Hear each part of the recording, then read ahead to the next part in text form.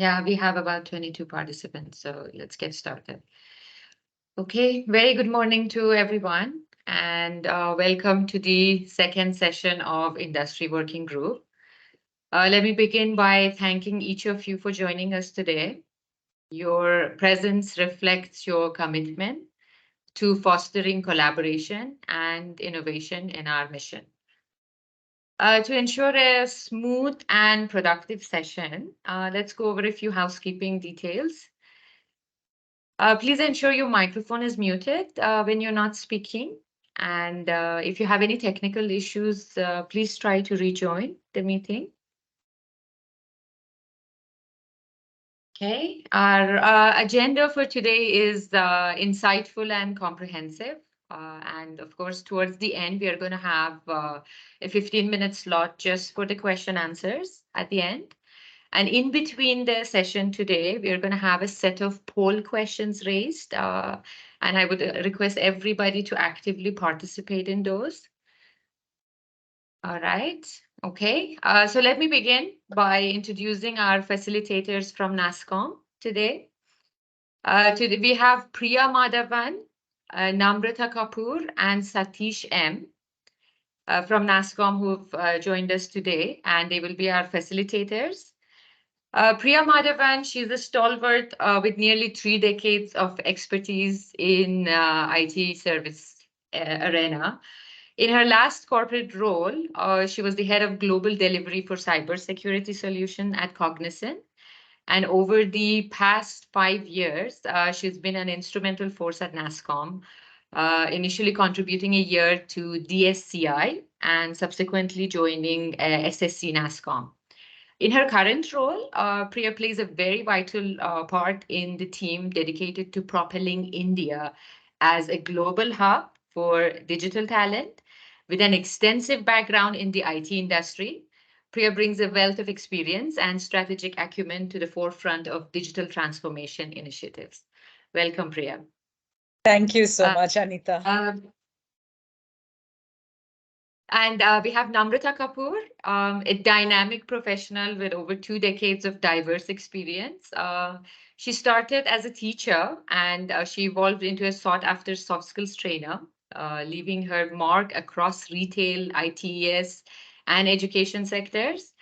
Currently shaping the future with NASSCOM's Future Skills platform, Namrata is a content and standards expert.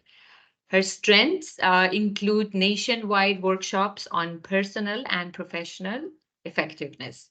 Certified by NIS Sparta, she holds a master's in English and passionately engages with communities through radio shows. Welcome.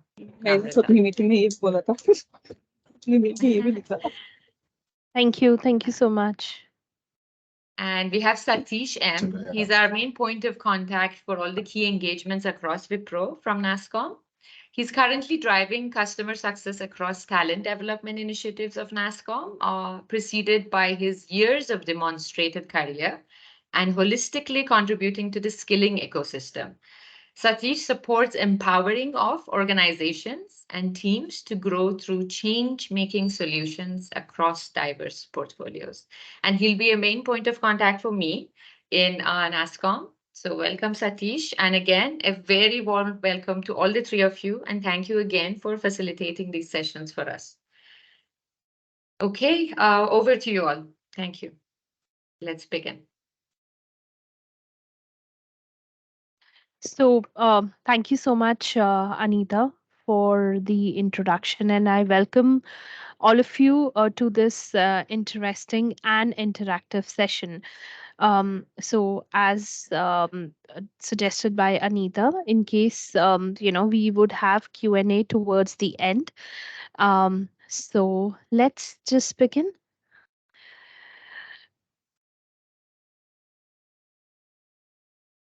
So I want to begin this session with a famous shlok on Vidya. Nasti Vidya Samo, Bandhu Nasti Vidya Samha Suhet. Nasti Vidya Samam, Vitam Nasti Vidya Samam Sukham. It means that there is no friend no companion, no wealth, or no bliss as great as Vidya. As we all know that India has been a pioneer of education. Takshila University, the first university of the world, was established in 700 BC in India. And we all know about the great Nalanda University.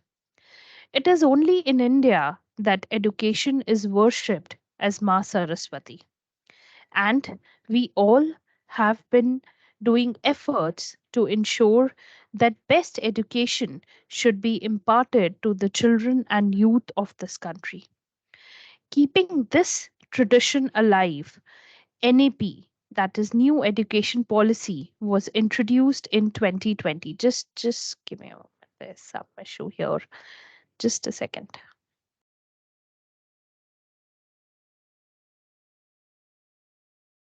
So I hope everyone is able to view my slide. Yeah. Yes, Okay, Namrata. perfect. Okay, so we'll talk a little bit about new education policy first. So, new education policy has a transformative approach. We all know that the current education doesn't make our youth employable, but this particular NAP talks about skilling and academics together, and it removes the distinction between the two. It talks about assignment of credits for any learning and provision of storing them. It also stresses on lifelong learning. Now, to achieve this vision and objective of NAP and to operationalize NAP, NCRF has been developed. NCRF is um, a national credit uh, framework. So this brings us to our first question, the first poll um, that Hari, if you could, put the first question, which is about NCRF.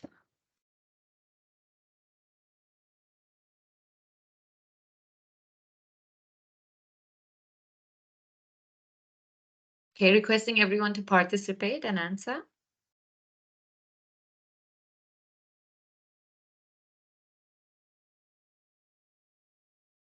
Shall we wait for the answers or shall I continue?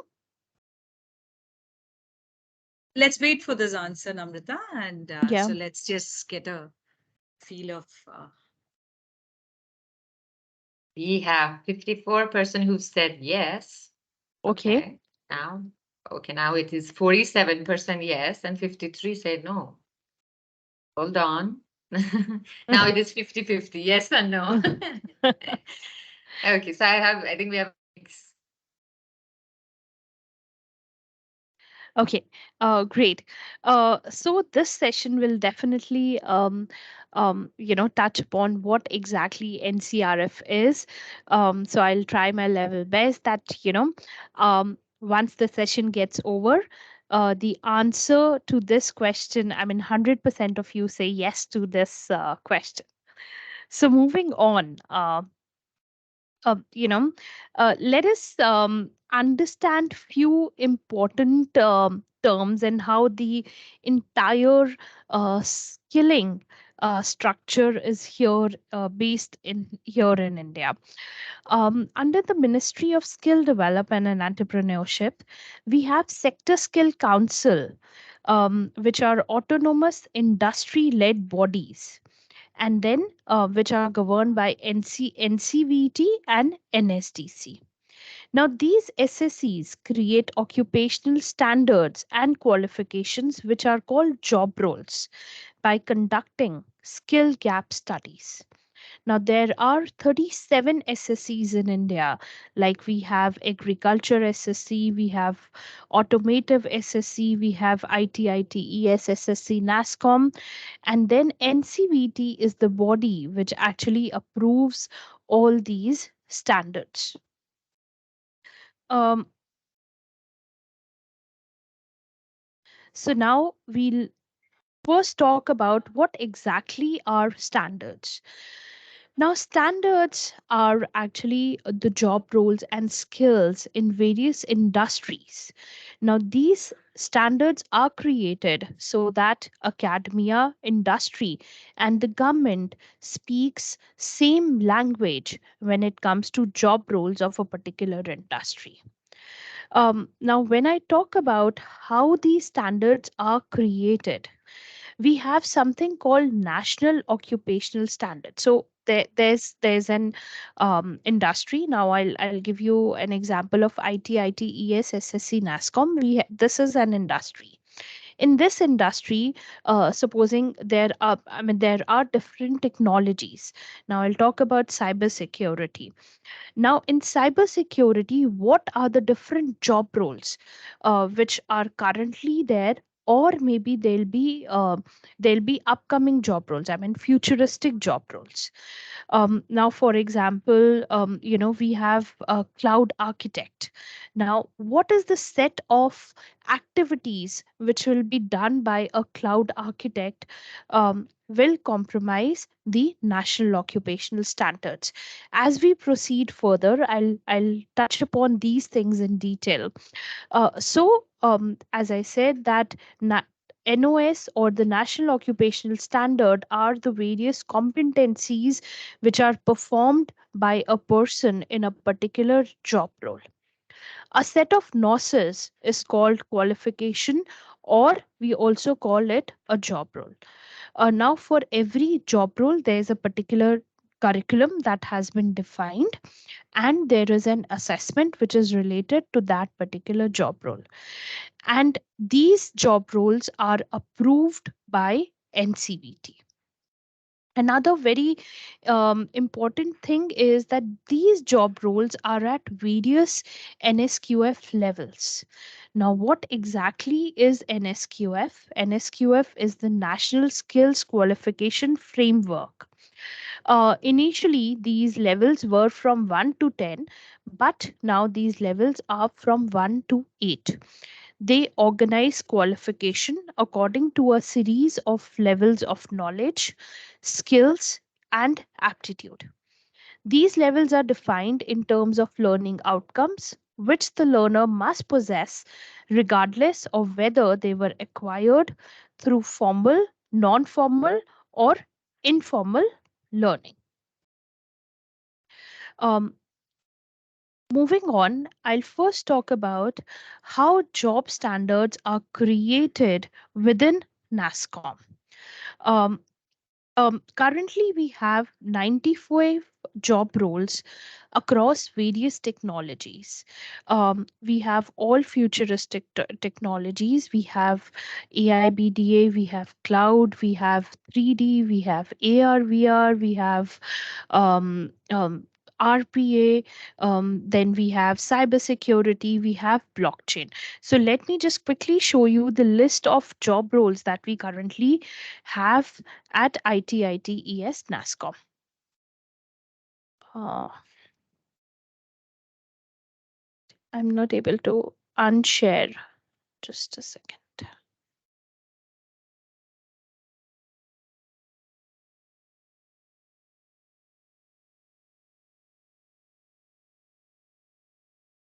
Uh, I'm so sorry. There's some issue in Teams. I'm not able to unshare, and that's the reason I have to open all these. Just, yeah. Okay. So here on the screen, if you actually see, we have these various job roles in various technologies. So I'll just scroll down slowly so that you can have a look at it. So as I said, we have job roles in IoT, we have job roles in blockchain, we have job roles in RPA, AR, VR. Then we have a job role in drone as well, drone technology, 3D. So these are the various 95 job roles that we have at ITITES NASSCOM. Now, how these job roles are created. Um, so there was a study which was done by BCG. which gave us the result that these are the upcoming technologies or the technologies that will be in demand. Once we had the technologies, we formed a working group of experts and leaders from the industry, that what would be the job roles in that particular technology. Now these working group, after a series of meetings and discussions, they came up with a list of job roles that are either um, in demand in present, or they would be available in future. So basis that, there were various competencies which were defined in a particular job role, and that is how NOSes came into place, and then they got finally approved by NCVT. Now, on my screen, if you actually see, this is a typical NOS sheet of AI BDA technology. Um, Now here there are data quality, there's, you can see, data quality analyst, business intelligence analyst, we have data scientist, data engineer, data architect, solution architect, and so on. What you see here in column F is the NOS code, the National Occupational Standard code. And if you further, these are further broken down into PCs that we called as performance criteria. So this is the job role. These are the competencies which a data quality analyst will do. A list of activities basically is called a NOS here.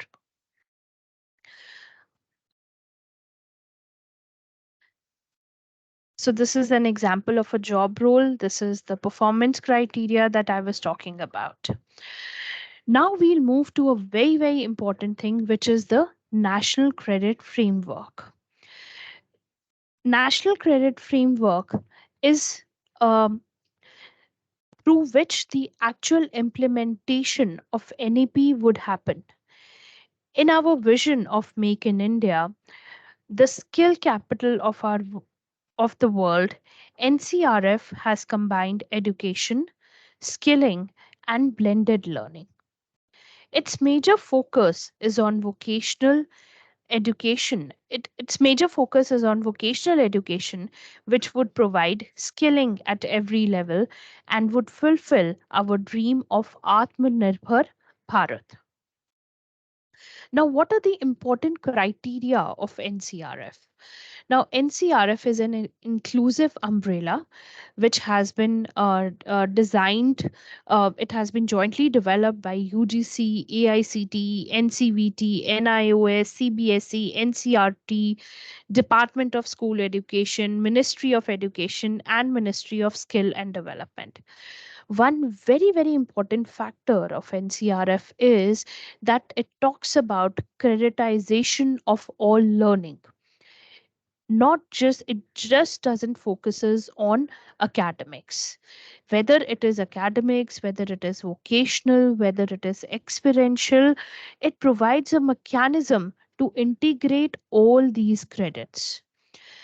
Another important aspect is it has a provision of imparting education in various languages, and also it gives a lot of flexibility to the students. Now what we are going to see now is a very important scale. Now this particular scale shows that learning is multidimensional. It shows three dimensions of learning, which is skills, academics, and experiential learning. And it talks about creditization of all these learnings. Now, here, if you actually see that 0 to 4 is the school system. The NSQF level 0 to 4 is the school system, 4.5 to 8 is the higher education system. Up till class 5, a learner would be at level 1. At class 8, the learner will be at level 2, and so on. And after class 8, for every year of learning, student will get zero point 0.5 level. like class 9 is 2.5 and class 10 is 3 and so on. And level 8 is a PhD level. And the y-axis which you see also has skilling levels completely synchronized with academics. So, and here this talks about the proficiency level. And here in the next slide, I've given the definition of the what do you mean by proficient, what is an expert, and what is a master here. Um, um, I think let's go for our next question.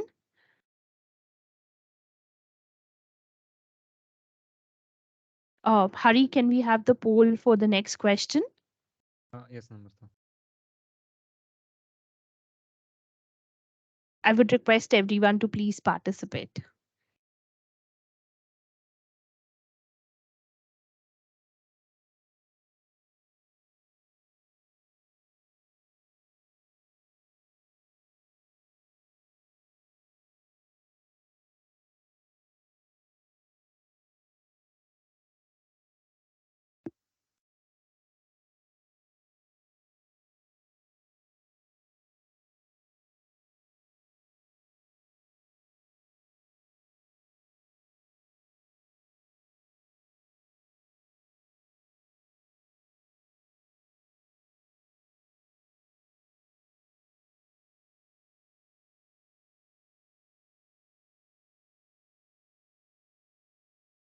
I think 89% have said NCVT, which is correct.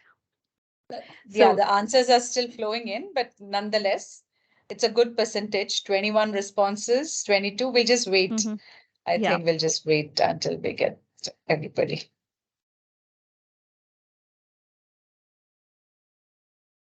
Okay. Yeah, they're still coming in. Good. Okay.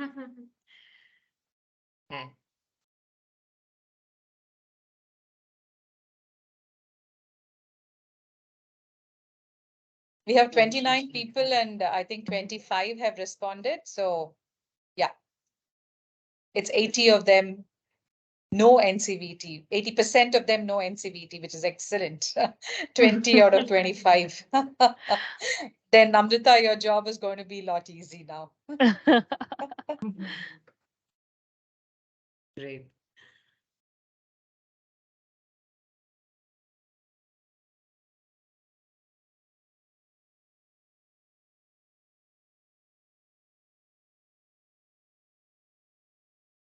Yeah, the poll is done. Okay, great. So great to know that, most of the people have given the correct answer. So it means that, everyone is concentrating and everyone is listening. So thank you so much, everyone, for this. So moving on, we were at National Credit Framework. Okay, now here are some key points about this framework. After class 3, total notional hours should be 1200 across school, higher, vocational, or skilling. I mean, 1200 hours should be the number of hours of learning every year. And if a learner, and this will give you 40 credits, means there'll be for 30 hours, there'll be 1 credit. And if a learner needs more credits, then they can do that by doing extra courses or internships. But again, each of this course or that internship should be NSQF aligned. That is something which is very, very important. So there are a few more points. I'll just keep this slide on so that all of you can go through this, because these are some of the very, very important key points. And another important thing is that all these things will be stored digitally. So there'll be academic bank of credits, and you can and your points, as in when you will do these courses, you will go through the various levels of learning. These credits will get accumulated in your academic bank of credits, and you can redeem these credits. So this is something which is very, very important. Also, the learning will now be classroom learning, on the job training. It could be community work, it could be internship, tutorials, lab skilling, online, blended learning, experiential learning, and credits will be given for sports, games, performing arts, which is like, I get very excited when I talk about this, because this wasn't there in our times. But all this learning is subject to assessment. So basically what this framework has done is, it for this framework, it hasn't given any distinction between learning. For as per this framework, any learning can be creditized, which is very, very good. Any kind of upskilling, reskilling will get recognized. So this is something which is very, very important and key factor of NCRF. Now, when I talk about that, what's in it for a learner? It provides for lifelong learning. It removes distinction between art, science. I mean, gone are the times when, people used to say that the career is only to become an engineer or a doctor. That's not the case now. It recognizes prior learning. It gives credits to sports schemes. Basically, whatever you do, whatever experience you gain, it gives you credit for each and every learning. Now, for an industry, what is the importance? That there are a lot of courses which are run in the industry, which are created by their internal SMEs. All these courses can get aligned now, and the learner can take credits out of it. So in case you want to have, let's say, 80-hour program, you can design a course and you can get that aligned to standards. In case you want a 24-hour course or a 20-hour course, you can create a micro credential, and the learner who will go through that course will get credits for that. Of course, as I said, everything, for a learner to get credits, he or she has to give assessment. So that is something which is very, very important here. um, Now the next thing which you see here is another important slide. Now bold red lines are the assessment bands. Now if you actually see, ninth and 10th has one assessment band. This 1200 hours of learning can either come through academics or vocational training. It will lead you to level 3 and 40 credits. It is one framework where both academics and vocational education is in one platform. So I'll just keep this slide on for some time so that you can go through this slide, because actually this is the crux of National Credit Framework and how the assessments would happen.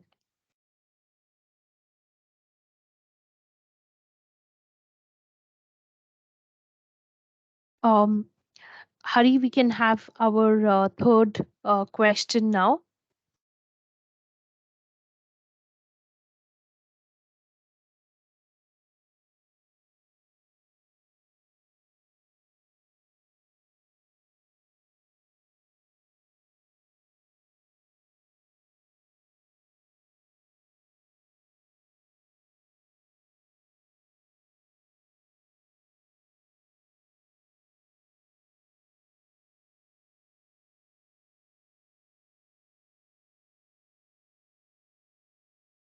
So we just have 3 responses now.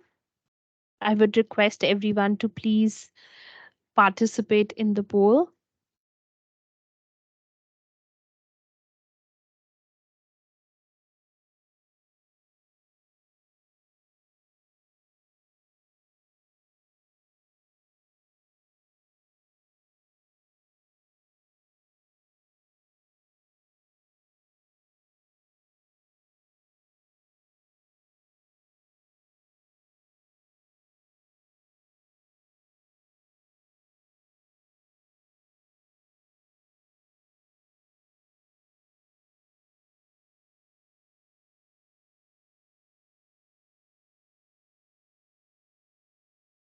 I think people are listening. You have 100% correct response, Namrata. Yeah. Good for Friday Great. morning.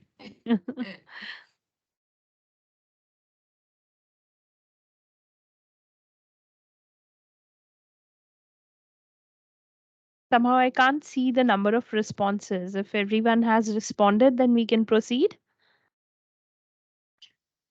We have 20 Yeah, we'll responses, close Namrata. the poll.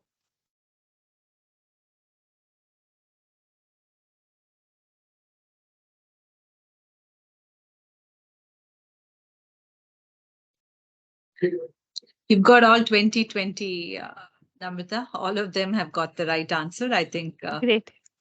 we can go ahead. Great. Great.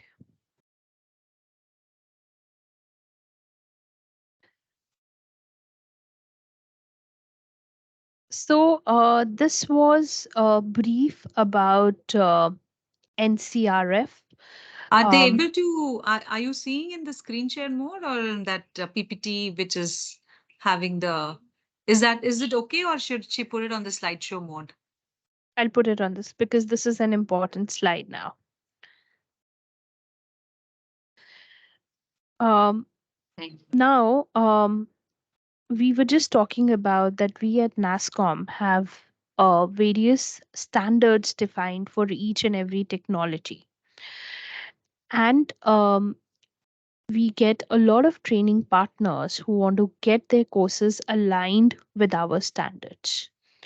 Now, what's the benefit of aligning this to standards is um, that if it these courses get aligned to a standalone NOS, which is aligned to an NSQF level, any learner who will go through these courses will get credits. Also, you know, these courses which are aligned to standards can be picked up in for any government schemes, and the learners will get credit. Now, how this mapping or that this aligning exercise happens within NASSCOM? When we get a course from a training partner, of course, there's various criteria which needs to be fulfilled to become a partner with us. Is uh, in terms of assessments and other things. Um, we take the course access from the partner.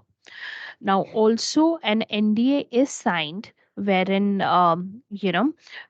we assure that this course access will not be shared any further. We have SMEs within our we have mapping partners, we have mapping agencies with whom we have collaborated, and these mapping agencies have SMEs in different technologies. uh, we have SMEs for uh, all the all the 10 technologies that I was talking about.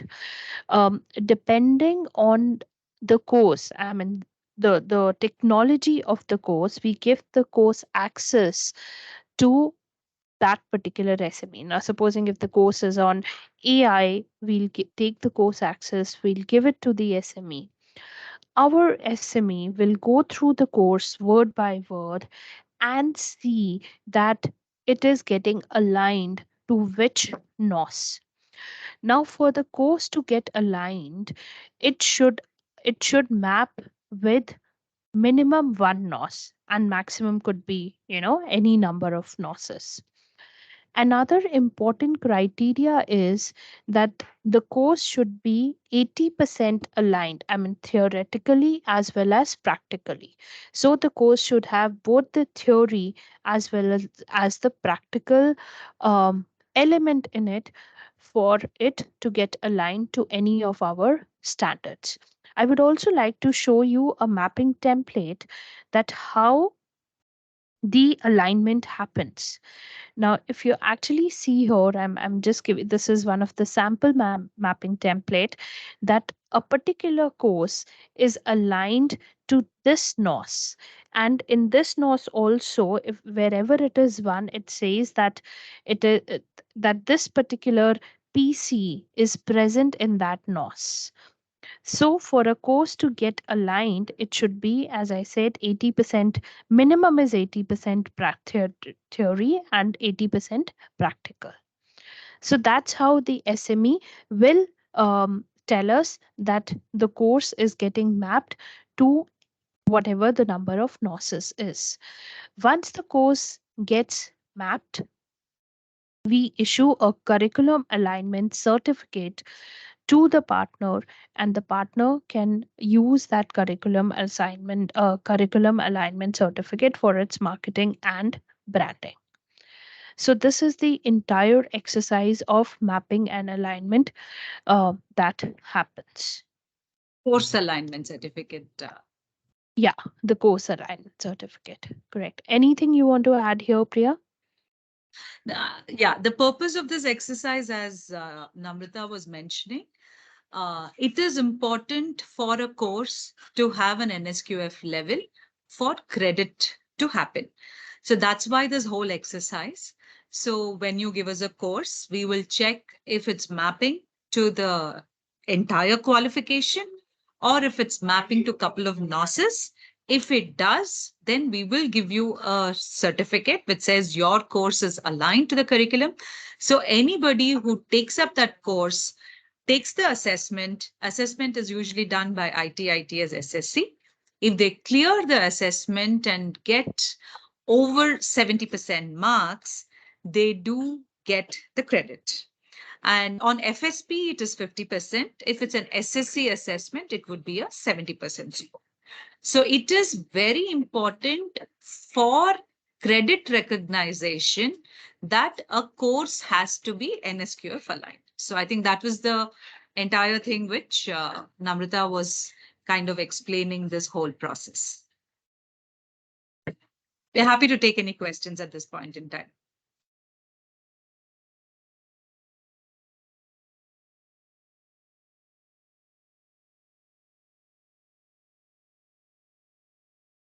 So in case you need any clarity, any questions related to NCRF, related to the alignment activity, related to mapping activity, related to the standards that we have at NASSCOM, we would be happy to answer your questions.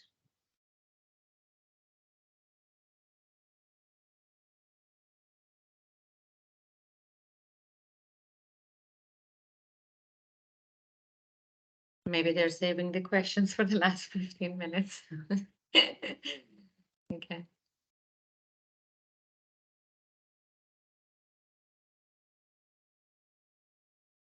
Oh, we have a question posted on chat. Yes, the course can definitely, yeah, sorry, Priya, Go please ahead. I'll add. Go ahead, I can add. Okay. Okay, let me take it up. You said the course can be aligned to it can be at least one NOS. A course could be aligned to more than one NOS also. It's likely, highly likely, that it's aligned to more than one NOS. And what is important here is, I think since all of you have a clear understanding of NCVT, NOS and all that, so every qualification that is a job role will have a set of NOSes, set of technical NOSes and set of soft skills NOSes or behavioral NOSes. So when we do the mapping, we will check for the alignment across both the, if it's an entire qualification, the mapping we will check across both soft skills and technical skills. If it's a standalone NOS, then we will check the mapping for the technical skills. So if it so happens that the course that you bring, now there are about 13 standalone NOSes, which we have submitted to NCVET for approval. Earlier, if people here are aware of NCVET and the standards, earlier there used to be only qualifications which would get listed. Now NCVET has revised. You can have a qualification, you can have a NOS, you can have a micro credentials listed on the NQR portal. So whatever is listed on the NQR portal is again a government portal, nqr.gov.in. If your qualification, NOS or micro credential gets listed there, then if a learner takes up the assessment, clears the assessment, the learner will get the credit. So that's the whole framework of this exercise. And if it so happens, as I said, there are about 13 standalone NOSes which exist now. So we will, if yours map to one of those 13, then your course can get a credit equivalence. There are some OEM courses which we have mapped it, and these courses are available on the NQR portal. So if your course is in line with the OEM course, then even those courses can avail credit equivalence. And it may so happen that your course can map to one NOS or two or more NOSes of the 13 standalone NOS that exist now. That is perfectly fine. Thanks, Priya, for that. Also, you all can unmute yourself and ask the questions directly, or put it on chat, however you're comfortable. Okay, I see Giri asking a question. We are building recruitment e-courses. How will this be aligned? Giri, if you could please elaborate this question. Yeah, thank you so much. We are in a business where we are recruitment partners for more than 450 micro and small organizations pan India. We are connected now currently with about 450 companies, and we are providing recruitment services, in the sense manpower services. For the last 16 years, we've got this particular company, and now because we've got the expertise, I thought that India is actually lacking in high quality recruiters. Every single company needs a recruiter, whether it's an IT recruiter or a non-IT recruiter. So from this premise, I thought that we should, educate the MBA freshers or the graduates or the housewives who are looking for job-oriented courses. So I thought I should build a platform wherein already the content is already ready. So I'm just trying to digitize this particular content, and we are trying to build this particular recruitment ecosystem. So now from the entire, presentation, whatever you showed, I'm able to understand that more of it is, towards tilting towards the IT and the ITES industry, Right. whatever you have said. So I just wanted to know whether we'll be able to take benefit from whatever you are discussing, and whether our courses also will be aligned, and whether we could give the certificates that it is an approved course. That's the question. Yeah, so if I may just, so recruitment e-courses, when you mean, you are addressing only the IT sector or you're addressing all sectors? Yeah, we are addressing the entire, both IT as well as non-IT. Okay, so our NASSCOM SSC represents the IT ITES Sector Skill Council. So the standards that we take to NCVT are all in the IT ITES space. NCVT as a body will take qualifications from about 38 SSCs. There are 38 SSCs in the country as of today. So a banking SSC or an insurance SSC, agriculture SSC, gem and jewelry SSC, like that, there are many SSCs. And if you have qualifications which are mapping to any of these SSCs, first you should go to the NQR portal, nqr.gov.in, NOS.gov.in. Maybe Namrata, you can just share the link to them. So you can look at all the standards that are there. And if it so happens you have a course which can map to any of them, then you can reach out to that specific SSC and take it forward. Now coming to ITITS is where we will do the mapping of the course to a standard. So for example, if you're looking, since you're also servicing IT sector and probably at a fresher level, then you might look at Java, maybe Python, maybe HTML. So we have standards defined for this on the portal. There is software developer Java, software developer Python. So if you have a course, we can check if your course maps to that, the standards that we have laid out. If it does, fantastic. Then we give you a course alignment certificate and that is ready for you to use it and you can get the credit equivalence for that. Got it, ma'am. Got it. Thank you so much. Basically, I just want to reconfirm that we are not wanting to, train students or freshers in Java or anything. We are wanting to train people in how to become a recruiter. Yeah. That's what it is, because there are huge opportunities. There is at least 1 lakh vacancies and we are having huge shortage of these particular recruiters pan India. And that's what it is. Anyway, thank you so much. Course for a recruiter. Course Exactly. for a recruiter itself. Exactly. Okay. I think that is that doesn't fall under our purview. Okay. Course for a recruiter, but Okay. nonetheless, I think if you have a table of content, you could share it with us, and we can see what is it that we could do. And if you're saying if there are going to be like at least what's the scale of learners that you're looking for to take up this? Since it's going to be digitized and it's going to be put up on our e-commerce platform, I would believe that the MBA HRs, whoever are getting enrolled and whoever are passing out from various colleges pan India, they lack the credentials to get a job immediately. They're not job ready. They're not employment ready.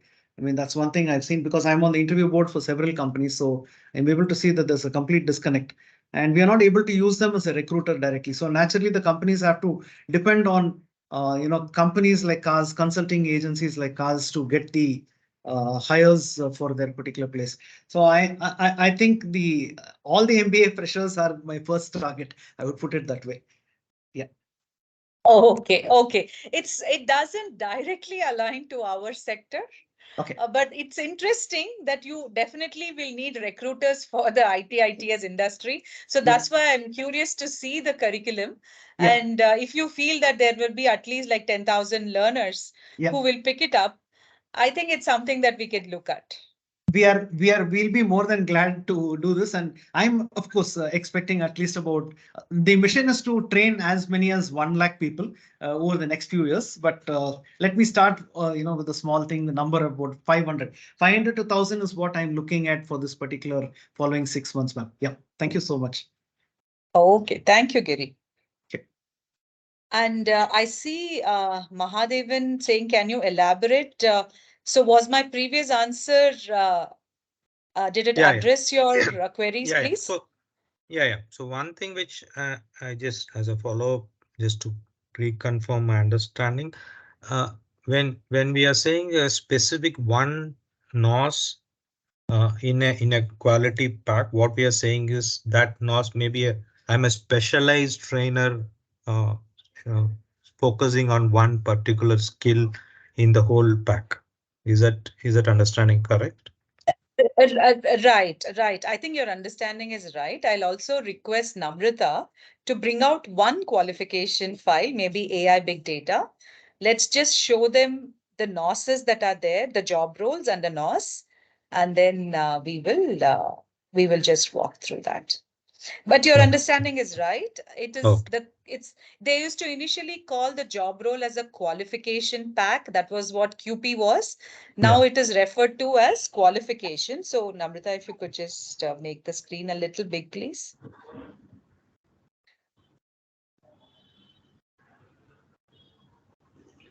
Yeah, thank you. So if you can see this Excel here, there's a role, job role, which is data quality analyst. And the qualification earlier, it used to be QP. So it has a code. This particular job role, if you come to the column F, what you see in blue are the technical NOSs. What you see in light yellow are the behavioral NOSs. So this particular data quality analyst has two technical NOS. One is to import data as per spec, and the other one is pre-processed data as per specification. So if she clicks on this NOS, then that will give out the performance criteria. Okay. That when the learner, so this is the name of the NOS, these are the performance criteria. So when any course is designed, they need to ensure all these performance criteria that is listed under this NOS can be addressed in the courseware so that when they take the assessment, they pass. So in this particular job role, we saw two NOSes, which is two different skills for the same job role. So for the standalone NOS, even one of them, if they have, we can still, give them the credit recognition. Okay, got it. Okay, thank you. Yeah, over to you, Namrata.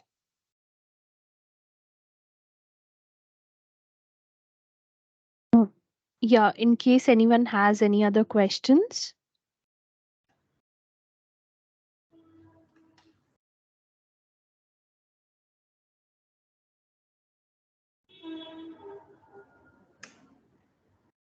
So we heard in this audience, there are content partners, there are assessment agencies, there are recruiting companies, there are BG check companies, right? That's the team that we have here.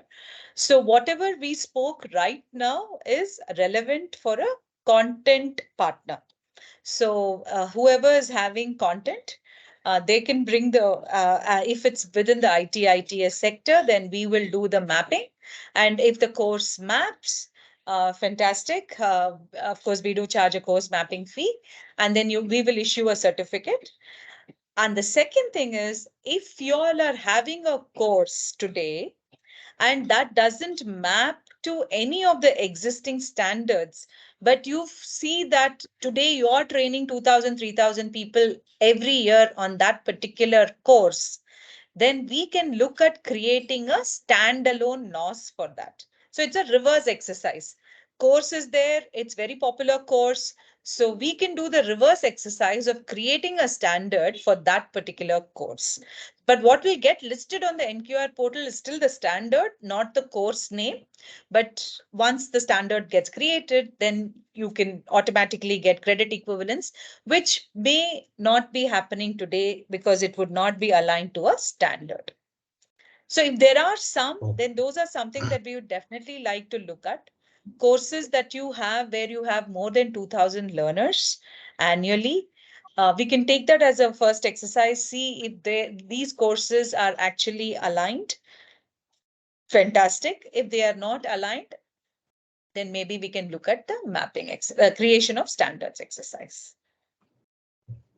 Okay, And thank also, you. Anita, if we have OEM partners here, when we say OEM, it's the software product vendors. So the methodology that we follow, I think Namrata will just explain in a bit. So we can look at how we can take those OEM courses and also get them NCVT recognized. Yeah, maybe it is a good idea to just touch base on it because the session is recorded and we will be posting it on our community page.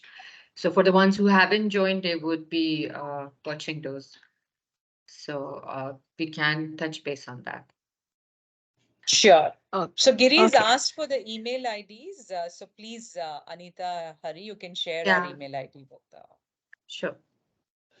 Sure. This is Suresh. I have a question, and on those professional trainings, where we have a volume of about 5,000 to 10,000 every year. So are we going to cover in this session or maybe in the next session that how do we actually map those to the NOS that is existing or do a reverse engineering? Is that a part of the session or is that going to be a separate activity that we will partner with?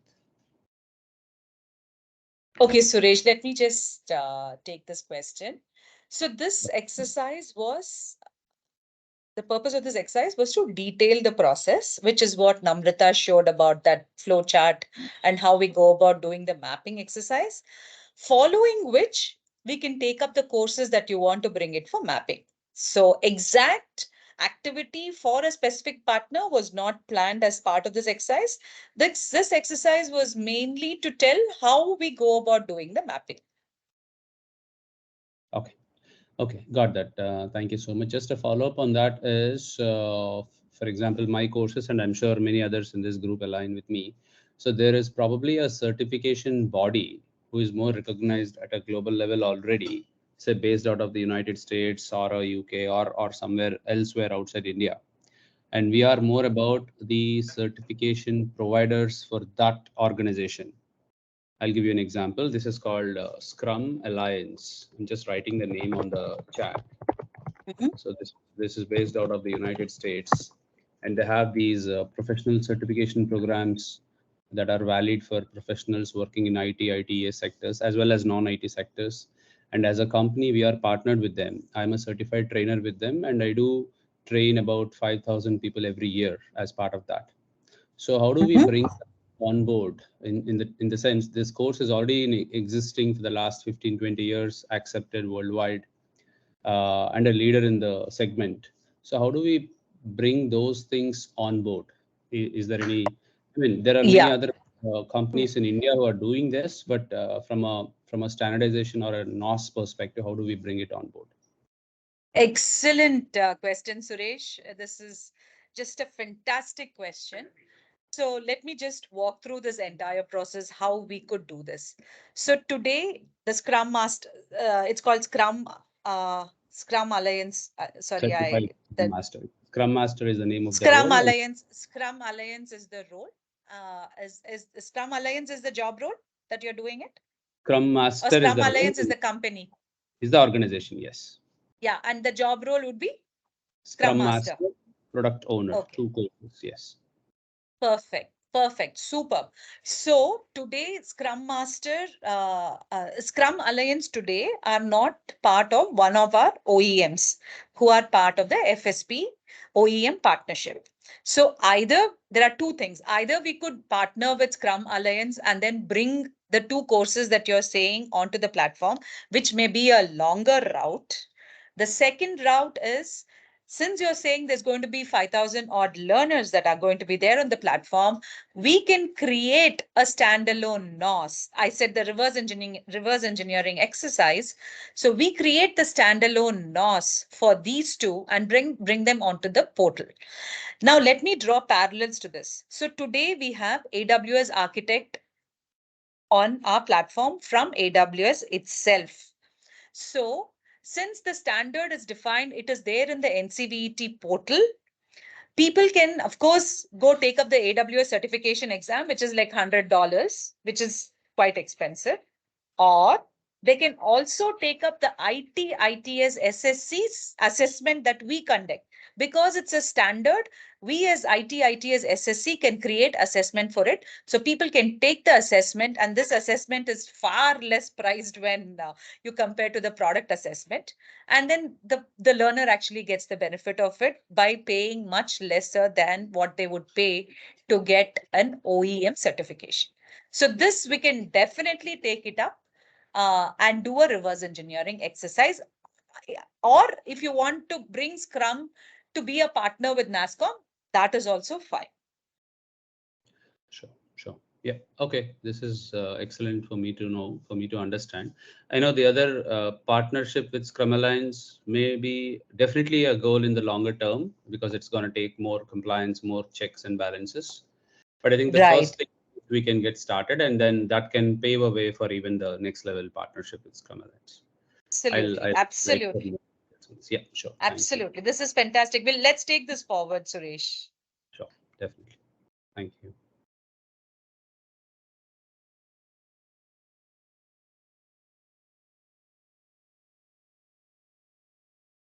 Okay. Yeah, any more questions? I had one question. Just wanted to check. Like I actually joined in a little late as well, but I just wanted to ask one question was that, like, say if someone is getting if some of our students are like clearing the assessments which are there, like what can they expect? As in, like, so we are basically into training into Java, Python, front end, back end, full stack development. So we're into that domain. So once they basically clear the certification, is there anything like which they can expect in terms of like jobs or anything like that? Is there any relevant tie-up to there? Yeah. Excellent question again, Yash. I'm so happy with the kind of questions that's coming up. So yes, so first, if they take up the Java course or full stack, for which we have the standards approved, so they when they take up the assessment, they are going to get a certificate which will say that they have cleared this assessment, which is based on this particular standard. So first is they will get the assessment with all the logos, NCVET, MIT, FSP, all of those logos will be there.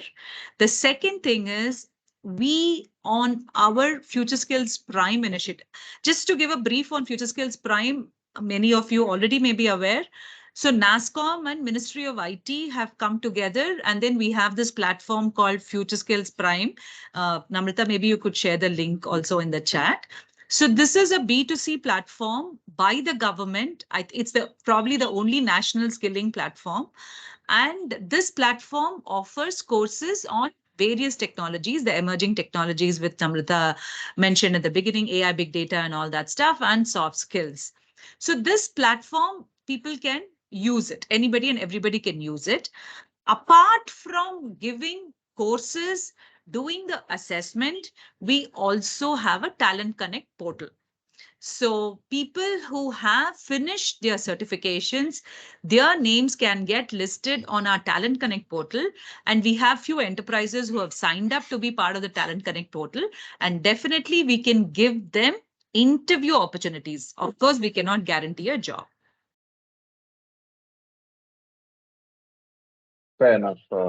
Yeah. I think that answers my question. Yeah. Thank you. Thank you. How long would the certification of a course take? So if we do the reverse engineering, Rajesh, anywhere between 2 to 3 months, we can, if it's a new standards at new NOS that needs to be created, 2 to 3 months is the timeline for us to get it fully ready.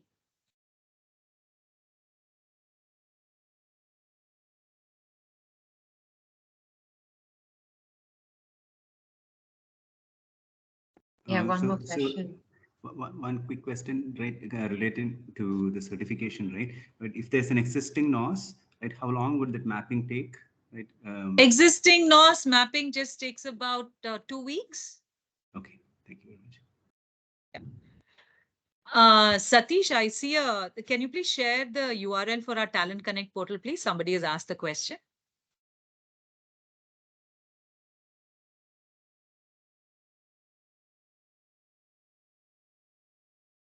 Satish, you're there, right?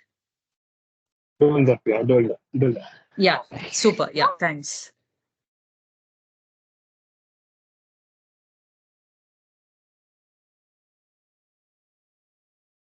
All right.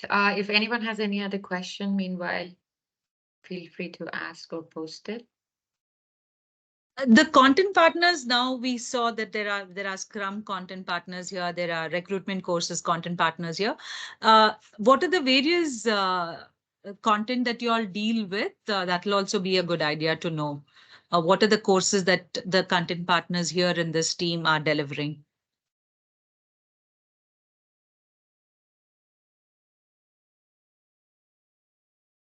So overall, in the industry working group, majority of them cover the content in the ITIS sector, right? And whether it's Java, data science, AI, and the folks who are here, please feel free to speak and share the same.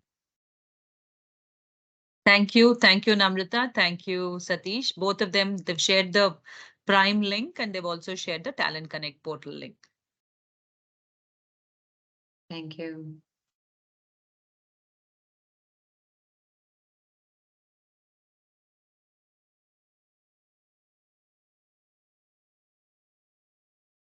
We have multiple courses. We have courses on data science. We have courses on full stack software engineering, covering the front and back end and the end to end, and also digital marketing courses. So wonderful. Wonderful. We can start this exercise by taking your most popular course. Yeah. And then, and slowly we can keep building it. Okay. Sure. And also we need to figure out how the agreement will be, whether it will be with DICE or whether it will be with the content partner. So we'll look at the logistics for all of that. Okay. So one quick question. So I represent Data Science Academy, right? And we have courses centered around AI, ML. About 10 years we've been doing this. And at a time when it was not popular even, right? So we also have courses that are to do with quantum computing, but we have very, very few students on that, right? And now, how do I, so where can I see this NOS? How do I know, right? Yeah, again a brilliant question, Brajesh. Today, in the 10 technologies, we do not have quantum covered because these 10 technologies were kind of figured in 2017 and 2018. But it's a great question. I will take it back. I will find out where quantum is going to get represented or it's going to get added to one more of our future technology, and I'll come back for sure.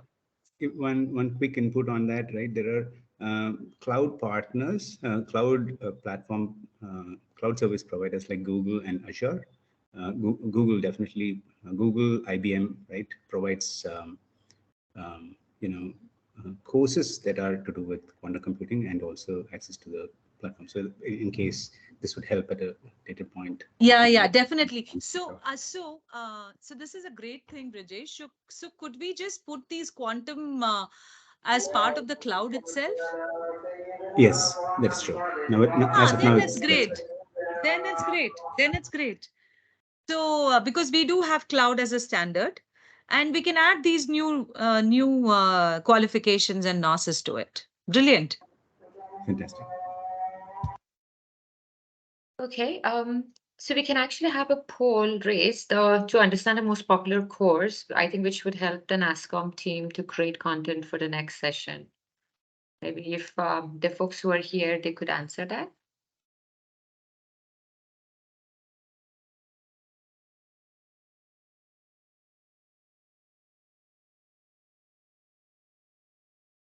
The poll is raised, so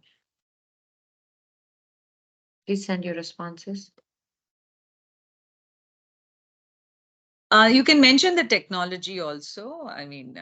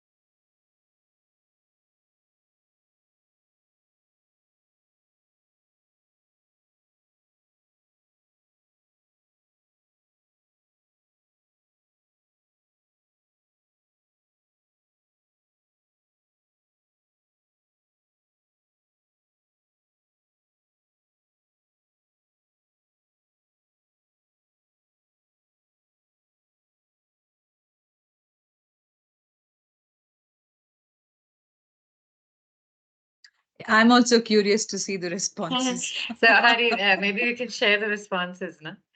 We've got like about 17 so far. It says digital marketing, Python, Gen AI, ChatGPT, cybersecurity, HR policies, Scrum, AI, data science, stack development, CSM, stack development, product owner, AI. Okay. Yeah, so most of the technologies that they have mentioned, I think we have it covered as part of the ITS sector.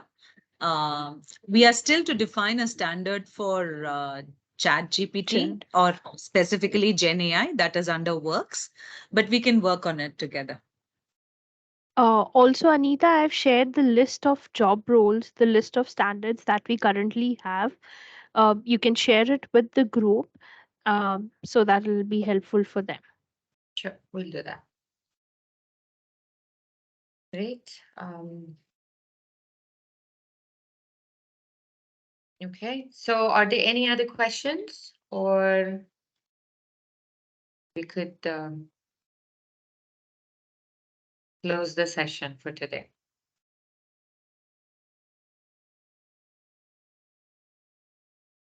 All right, okay. Great. Thank you all once again for your time and attention, and thanks to the facilitators for conducting such a wonderful session. We have the follow-up of this coming up next week on 8th, and I will be posting all the details on our community page. And of course, after this, I will email everyone with the details. Okay, so if you're interested to proceed with this mapping exercise, please email me and Satish. We've already put our email addresses on the chat group, and we will help you all with the next steps. Okay, great. So thanks again. Anita, just one thing. The next session is it going to be a different set of audience, or it's going to be the same audience? Same audience, and hopefully we would have more attendance from all the members.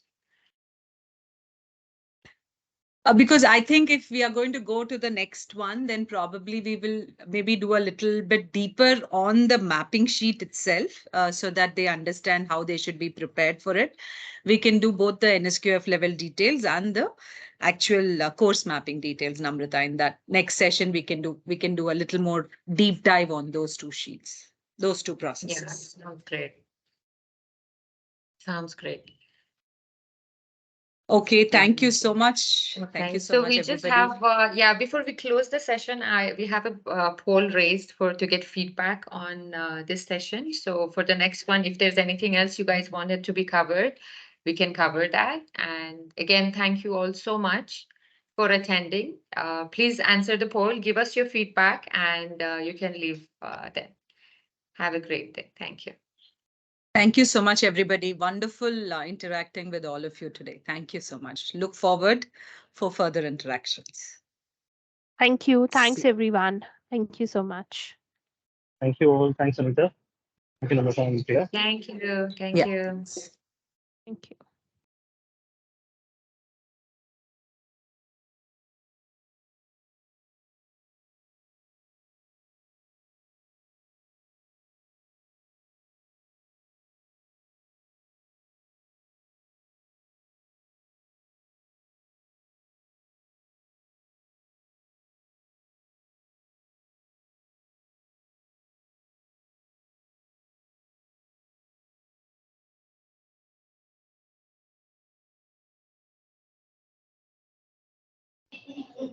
Still cannot see the poll. There is a poll that I need to click. I'll share that in the chat, post the meet. Okay, sure.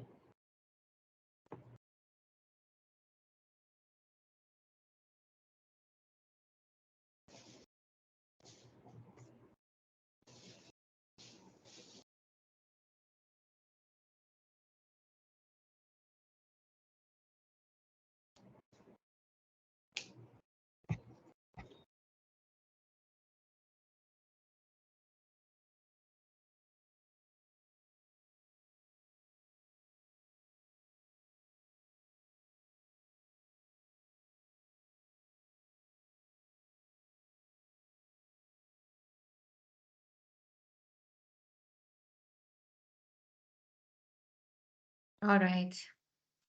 Great. I think we've got some responses and feedback.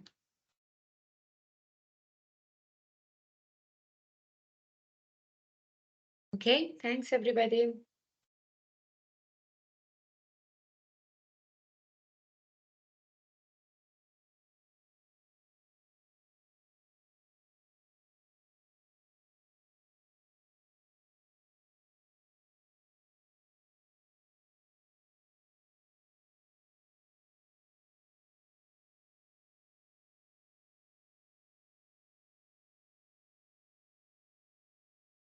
Thank you all. Have a good day.